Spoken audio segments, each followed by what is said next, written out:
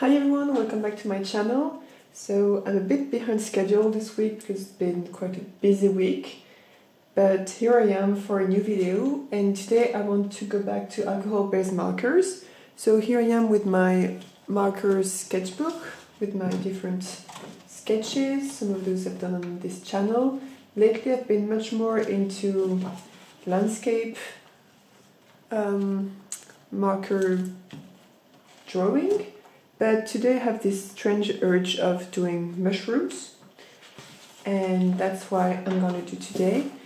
And I was thinking to go in without sketching, so using only my fine liners and my markers. So just let me show you. So here is my setup, and here are all of my supplies with all of my markers here. So I have a mix of Winsor&Newton and Ohuhu markers that I will be using. And I have no idea how to call the mushrooms in English, so I will say the French names when I know it. So I'm gonna start with girolles, which are these, yellow mushrooms that you have in autumn that are super good. So let's try to get an idea of how they are made. So it's very sketchy because I'm only sketching in with my fine liners. This is a point, where is it? 0.35 millimeters. So let me zoom in here so that you can see a little bit more what they're looking like. Yay! And then maybe I'm going to do one on a better direction here. That will be to the side, to the back, sorry. Okay, so I think what I'm gonna do is to sketch a few mushrooms, and I'm just gonna add the name of those ones here.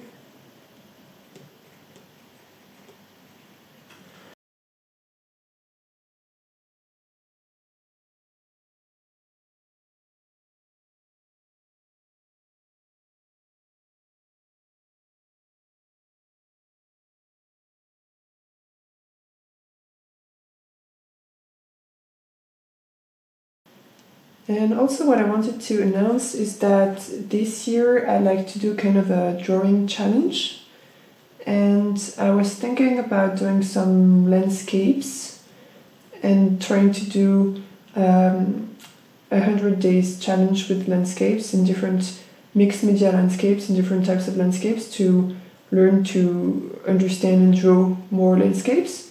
And maybe I will try to film the whole thing, and at the end of the 100 days, or maybe every 25 days or so, try to show the progress and what happened during the last days. So let me know in the comments if you would be interested in this type of video, trying to do more long-term projects and not only like small drawing sessions like this, but something a little bit more structured and to show more than just a 25-minute drawing session. So I'm wondering if I should go for those types of video this year. So please let me know if it's a format that you would like to see more, or just like what type of format do you like to see. Do you prefer videos where I don't talk and you just have music in the background? Do you prefer videos where I try to explain what I'm doing more, like kind of a tutorial videos? Or more of this chill drawing sessions video where I talk while I'm drawing some stuff. So please just let me know, because it's the new year and I'm trying to figure out what I'm going to do this year regarding this channel. And I'd like to grow also my editing skills, but it's a very busy, I have a kind of a busy schedule right now, so it's a bit hard to find the time to do everything. But it's part of my objectives for the new year. Like continue to explore a new medium, try to improve my drawing and painting skills, and try to improve my videos and put more time and effort in my videos. So let me know what you'd like to see me do this year. And I was thinking also, because it will soon be the 1 year of the channel, of this channel. So I was thinking also to do a kind of redraw video. So take some of my very early YouTube videos and try to redraw what I was drawing at the time and see how much I have improved or not, because some of the skills are completely stopped. But, you know, try to see the evolution that happened during this first year on YouTube. So same, let me know if that's something you'd like to see and if I should plan this video for the next, for February, because I started the channel in February.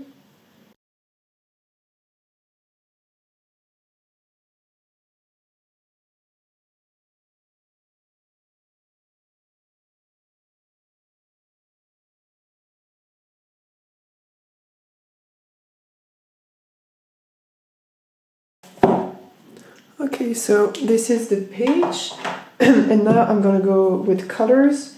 Okay, so now I have all of my colors here. It will be way easier to pick and choose the right color. It's really a huge pack of markers, alcohol-based markers. Like I said, Ohuhu and Winsor&Newton. But I really like them, and I think it's really pretty how they are organized by colors. It took me a long time to do that. Brownish on the top. So I'm gonna start with a light brown. So what I do with alcohol-based markers is I always start with a very light version of the colors I want to go for. And also I keep in mind that there is a color shift, so when the alcohol is drying, the color would be a little bit different.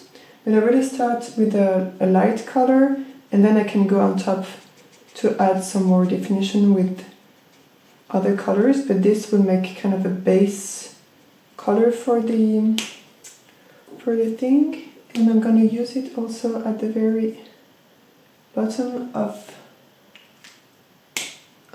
there, and maybe a little bit, because there are kind of not veins but little details of colors on there.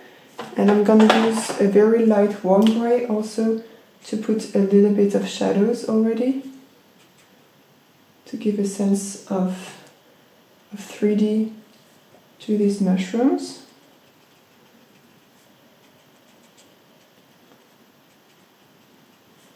Like so. And now I'm going over with the slightly more, the one which has more color power, which is more intense, to just go on top and add some details like that.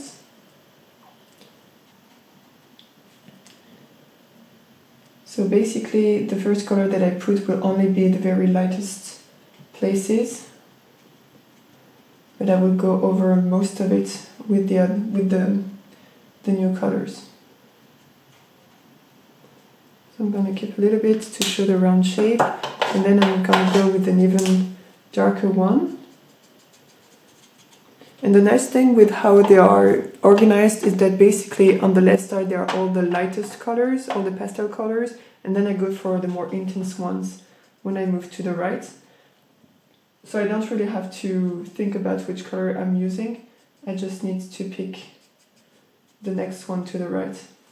Usually it works, sometimes it doesn't, which is kind of frustrating, but usually it works, and this is how I organize them so that my workflow would be easier with my markers.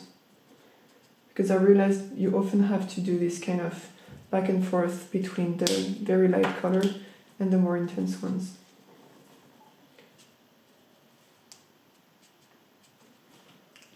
And now I'm going to use a slightly darker gray. And also alcohol-based markers will behave differently if you wait for the layer to dry or if you go directly on top. So the colors will blend way better if you do while it's still a bit wet.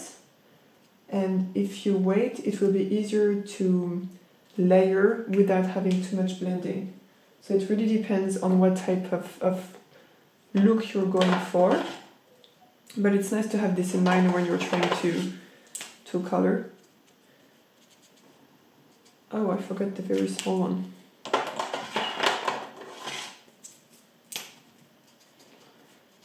I'm doing a dark soil.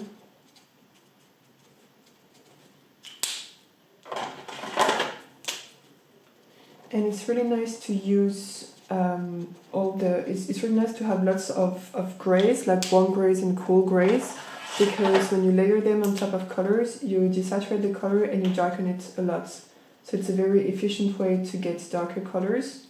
And you have to be careful because when you put lighter grays on top of colors, sometimes you end up with something a little muddy and you have kind of a weird color separation. So you also have to be careful on how you layer your colors, and it's nice to do little tests before if you want to have something very, very neat. So those are my Paris mushrooms. Let me zoom in so that you can see them. Those little mushrooms there. And now I'm gonna go for the Trompette de la Mort. So those are really dark, but I think I'm gonna start with kind of a blue-gray or something, like a cool gray, blue-gray, and I will work from that. Because I don't want to go directly with my... Also, that's something very important. If you want to do something that is very dark, it's better not to use directly your black, because then you don't have any color hue shift and you just have like plain black. And in nature, you hardly ever have really real black. I'm trying to figure out what my next color is gonna be. I think I'm gonna go with a nice gray. So yeah, I was saying you can even have some warmer tones in some places. So I think like black objects are pretty difficult to do because you have to think where you want your darker black to be in a way and your lighter black to be.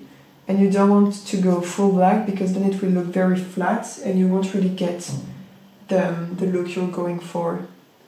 So it can be quite tricky to do proper black objects, I feel. I think I need to put some more of the medium gray to places because, as I said, the color shifts when it dries. So you can realize that it's not dark enough once it's dry. And that you need to go over it again. I'm gonna start with this. Same as for the Champignon de Paris. As a base layer.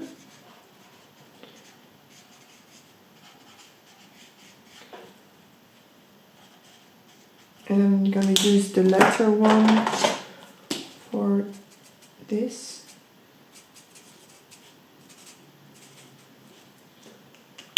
Because compared to the others, the lower part is way less white. For all the others it was very white except for Trompette de la Mort where it was dark.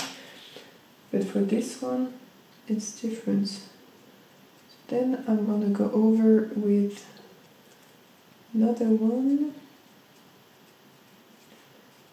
to push the contrast a little bit.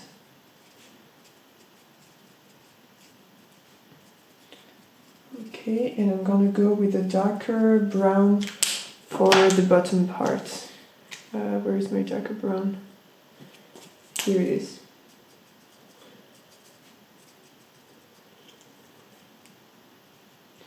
So also I'm trying to change my shadow color depending on the colors of my object. So I'm not always using the same dark for my shadow color. I'm trying to adapt to the color of the object, because for instance if I was putting black in every of my shadow colors it will look very weird. So I'm really trying to find which color would look more natural for the shadow, and it also depends if it's a hard shadow or more of a soft shadow. So yeah, I'm trying to think a little bit what would work best, and if I need cool tones or if I need warm tones for my shadows. So it's all some kind of back and forth and some learning curve also. So this one I really like because there are lots of colors. So let me start with the very light one for the base again. And I think I'm going to use a more yellow one for this part here. This is maybe a little bit... no, I think it will be okay. I thought it was a little bit too green, but I think it will be okay with the oranges and the browns on top. One other way of adding some shadows and adding some details is also to reuse the same colors. So for instance here I wait for this to dry and then I use it again to darken some of the places. So that's one of the cool things about alcohol-based markers, is that you can use the same color to achieve different effects. And finally I want to add a little bit of gray. So I'm going to take a neutral gray to the one in the background, just to push it a little bit more to the background. And I will do the same to some of the others, just to differentiate more the ones that are in the background and the ones that are in the foreground. So here you have Girolles, Cèpe and Maury, here the Amanite du Mouche, Trompette de la Mort, and finally Champignon de Paris. So yeah, I hope you enjoyed this video. It was just a long, chill sketchbook video, filling a sketchbook spread. I hope you learned some stuff about alcohol-based markers. Like I said, I'm trying to think about what I want to do this year with my YouTube videos. So if you have any advice on things you want me to do or you want me to focus on this year, please make sure to comment down below and I will see what I can do. So yeah, I hope you enjoyed this video and I'm looking forward to seeing you in my next video. Bye!